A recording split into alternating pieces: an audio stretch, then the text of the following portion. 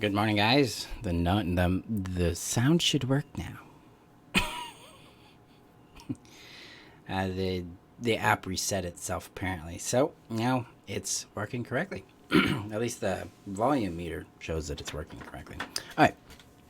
So if you're new to me, I'm Marshall Burtcher, and I help codependents get unstuck in their healing and help them rediscover their happiness and their well-being after narcissistic relationships, love addiction, and trauma. So before we get started with today's topic, which is all about what to do when you feel responsible for the pain and circumstances your abuser or narcissist is enduring, I need to share this out to the community. The community is your safe haven from the chaos, from the pain, and from the confusion that narcissistic relationships create. You can find the link above on Facebook, below on YouTube. The name is Thriving Beyond Codependency Community. Join us where you can find people who believe you, people who will support you and get tools and guidance, training, and opportunities to work with me exclusively in the community. So I'm going to share that out right now to the community again because, today is lots of fun with tech, right? Good old 2020 and all the fun we seem to be having lately. All right, share. There we go. All right, so it should work better this time. Let me know in the comments how it's sounding for you guys.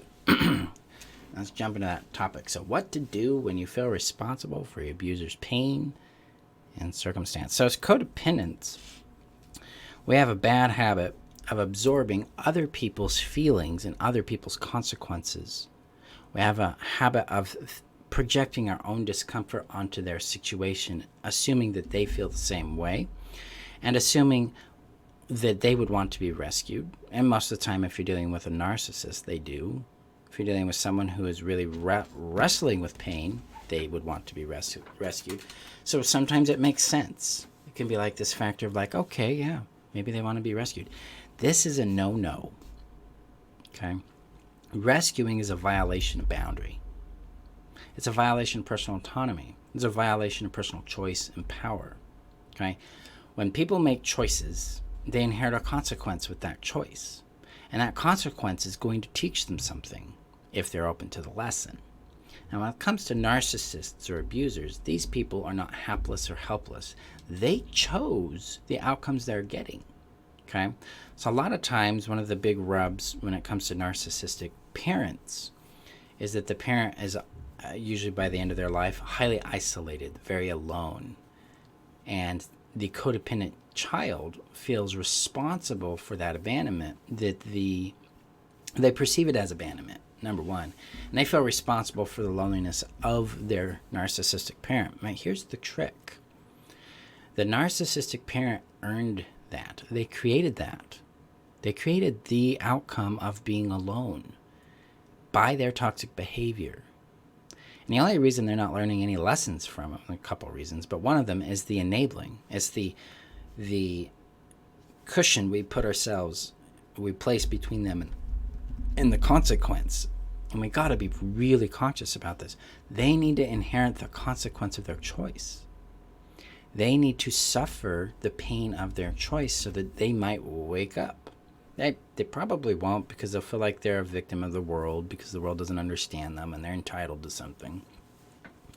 But when you let people inherit the consequences of their choices, then they can learn lessons, or at least they have the opportunity to do that. That does a number of things for them and for you. One, it keeps you out of their yard.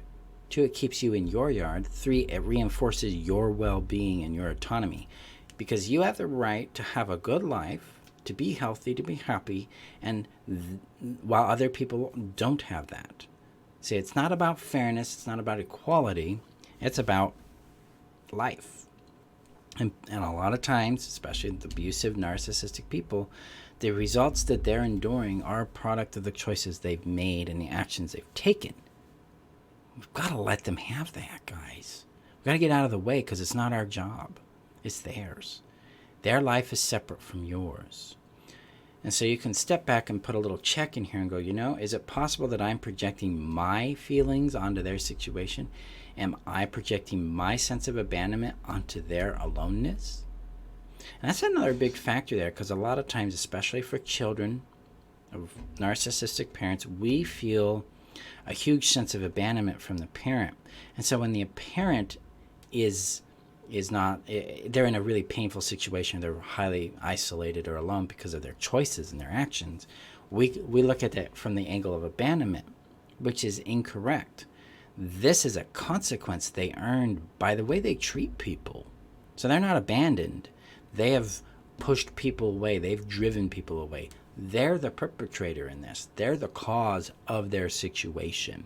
They're not a victim. They're not a helpless, hapless victim. They created it with their choices, their behaviors, and their actions. So it's not the same as your experience of being abandoned by them. Now, with this concept of abandonment, a lot of times we try to go in there and connect with them to soothe our sense of abandonment. And then we also have this fantasy, this hope that they'll connect to us and that will soothe the abandonment trauma we're wrestling with in that circumstance. We have to be really mindful of this, because when we play that game, we get looped back into the seduction, abuse, discard experience, and that only amplifies our pain and our trauma. It is most important that our well-being comes first and foremost when dealing with these kinds of people. And a lot of times that means no contact, because no contact preserves our sanity, our well-being. I tend to look at it like this when it comes to toxic people. People with toxic behaviors, toxic patterns of behavior, and toxic thinking. Do you play with Drano?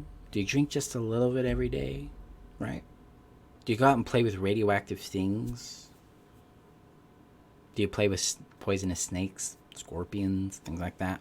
No, you don't. You don't. Why? Why don't you? Because it'll kill you. It's gonna hurt you. It's the same thing with these types of people. They are toxic to your well-being. This is what we really have to wrestle with and come to accept that this person isn't the person I project them to be. I'm not dealing with I'm dealing with a person that's toxic to me.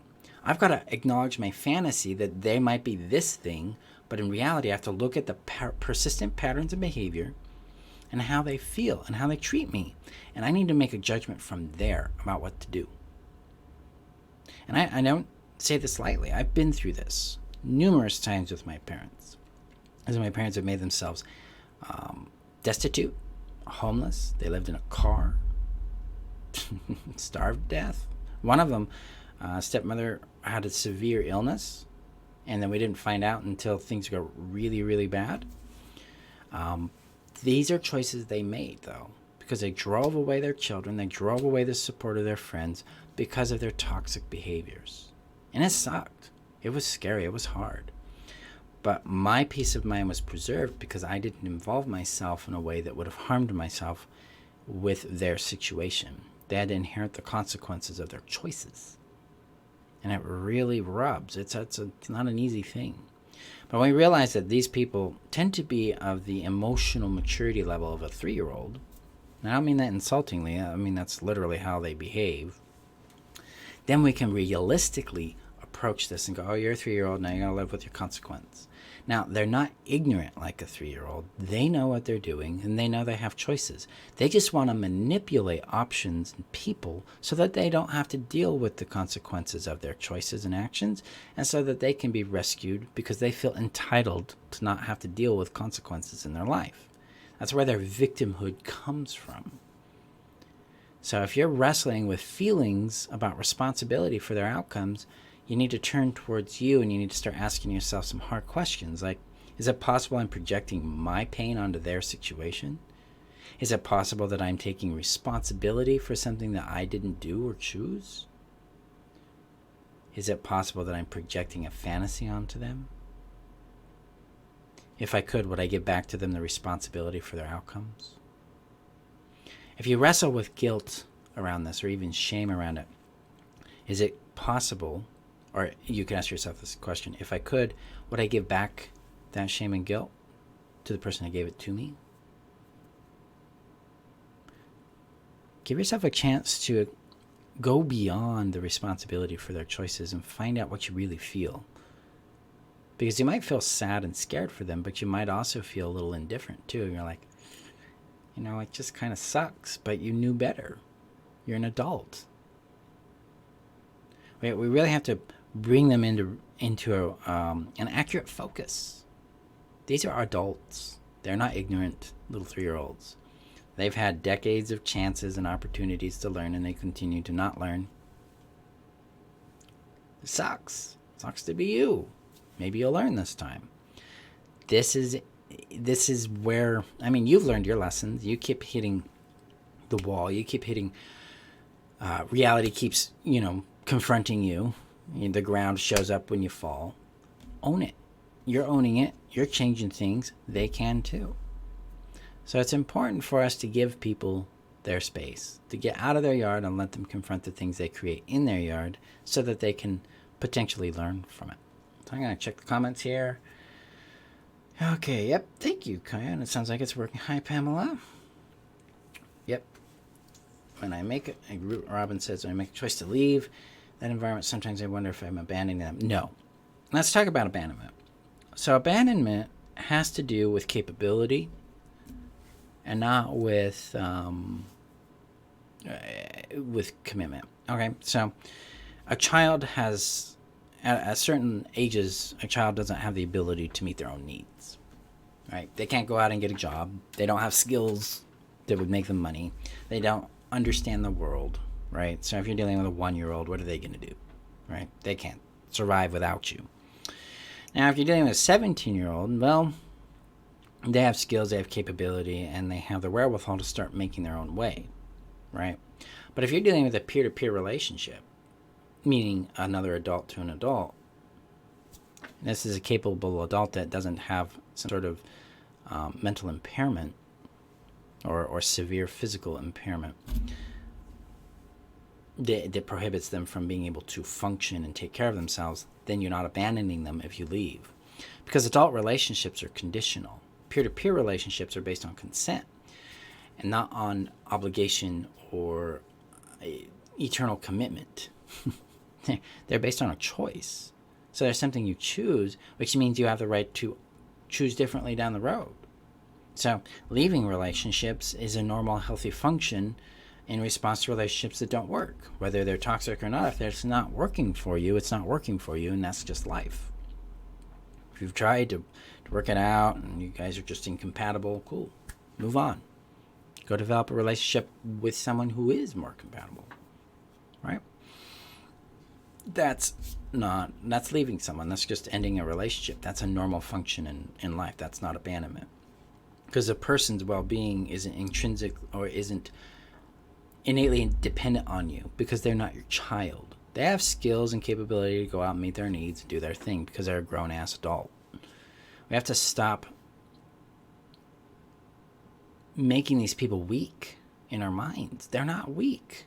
They're adults. And if they don't know how to manage their emotions or their money or whatnot, then they get to deal with the consequences of that and get to grow up. Yeah. They don't deserve undue tolerance, and they don't deserve this unbounded empathy for their conditions, for where they're at. They deserve accountability and consequence because that's what people grow through. They need to deal with the shit they are literally creating with their choices and actions. It's not like a meteor came out of the sky and blew up their house and now they don't have what they need. They made choices that made the thing happen. Whether it was losing their home because they didn't pay their bills and stuff like that. They're not a victim. Don't buy into the narrative anymore. Question the narrative of being a victim. Did something happen to them that was outside their control that directly affected their well-being, like, for instance, the fires in California or something, or Oregon or Washington? Then, yeah, that's a victimized position. A force acted upon them without their consent that harmed their well-being. Most of these people aren't even doing that. Yeah, a lot of them have trauma. We all have trauma. I have trauma and I pay my bills. I got my own apartment. I've got my own car. I'm not asking for handouts and things like that, right?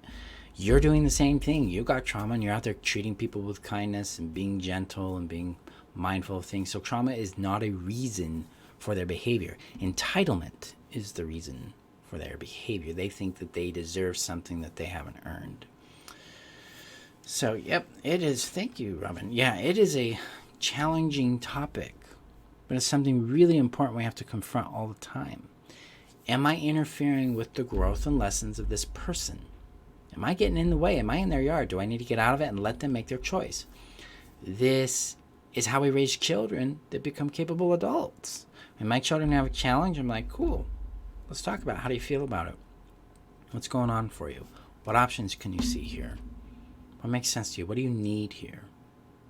Then I let them make the choice and let them figure it out and let them deal with it. I've got their back. I provide safe shelter. I provide guidance if they want it. I ask them if they want it. I build the consent, but I don't provide the solution. They do. This is how we raise people, children into adults, right? We need to do that with ourselves, and we need to let our parents, our narcissistic ex, or friend, or blah, blah, blah, whoever it might be, deal with the consequences of the choices they make. That keeps us in our yard. That keeps us healthy. That keeps us unenmeshed, meaning we become individualized in it. And our job is to regulate the discomfort we feel about their situation by accessing what we need within us, not within them. Okay, our discomfort about their situation is typically because we've absorbed their situation in some way and that we're not real comfortable with people being in pain. Well, it's time to grow a little capacity and become more tolerant of people being in pain, and couple that with trust that they'll figure it out. Okay? True boundaried empathy is that if I find someone in a hole, I don't jump in the hole with them. Boundaried empathy says, well, I have a ladder. I'm going to put the ladder down in the hole, and I've got some time. I've got some space that I want to hold with you if you're open to that. Oh, you're open to that? Okay. Would you like this ladder? Oh, you would? Okay, so I'm going to put the ladder down, and I'm going to sit on the edge of the hole and talk with the person in the hole until they climb out of the hole, or until I no longer have time to sit there, because I've got a life too, and my life doesn't stop because of someone else's hole. But I will take time to consider, hey, I've got a ladder if you want that help. Would you like that? Oh, you do? Okay. Oh, you don't? Okay. Well, I'll come back and check on you. Because sometimes we want to just stay in our hole. Been there and done that before. So that's boundaried empathy. That's kindness. But it doesn't take from us. It doesn't harm us. What it does is it respects their lesson, them learning their lesson, and it provides a resource to help them get through what they're facing in a way that's consensual to our own limits, boundaries, and well-being too. Because we matter too. So guys, I appreciate you. Thank you for showing up today. We have, in 1 week from today, Unmasking the Narcissist. The link is above on Facebook, below on YouTube. It's free. I have over 100 people signed up, so make sure you get in. Just click the link, put your email in. You'll get notices to the class, right? But you're also going to get the links via email. So those will be coming out. There's one coming out today, and then a couple days after that, and so on and so forth. And if you're ready to heal, you're ready to take back your life from the narcissistic abuse, learn how to heal from this obsession over their feelings, this enmeshment, this entanglement, then I invite you to join and to get your membership in the Heal Yourself membership and start with the primary course that does all this for you, which is called From Addiction to Connection. You can learn more about that with the Heal Yourself link that's above on Facebook, below on YouTube. Appreciate you guys. Remember that you're worth knowing, loving, and keeping, and I will see you guys in our next video. Have a safe day out there.